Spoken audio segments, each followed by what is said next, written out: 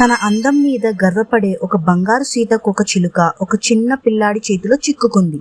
కానీ దాన్ని కాపాడింది ఎవరో తెలుసా? ఒక చిన్న చీమ. ఒక అందమైన పూల తోటలో చింటూ అనే చిన్న చీమ, కీకీ అనే బంగారు సీతాకోక చిలుక ఉండేవి.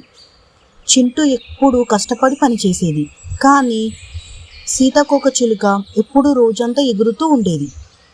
కీకీ ఒకరోజు, చింటూ, నువ్వు రోజంతా పని చేస్తావు, నేను చూడు ఎంత అందంగా ఎగురుతున్నాను. చింటూ మాత్రం నవ్వి తన పని తను చేసుకుంది. ఒకరోజు ఒక చిన్న బాబు తోటలో ఆడుకుంటూ కీకీని చూశాడు. వావ్, ఎంత అందమైన సీతాకోక చిలుక, దీన్ని పట్టుకుని అందరికీ చూపిస్తాను అని నెట్తో పట్టుకున్నాడు. కీకీ ఏడుస్తూ, చింటూ నన్ను కాపాడు దయచేసి. చింటూ వెంటనే ఒక ప్లాన్ వేసింది. అది వెళ్ళి బాబు కాలు మీద గట్టిగా కరిచింది.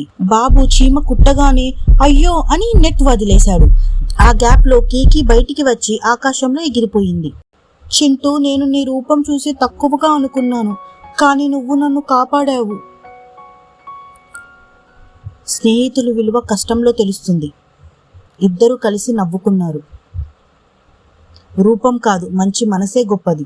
ఈ కథ నచ్చితే కమెంట్లో బటర్ఫ్లై ఇమోజీ పెట్టండి.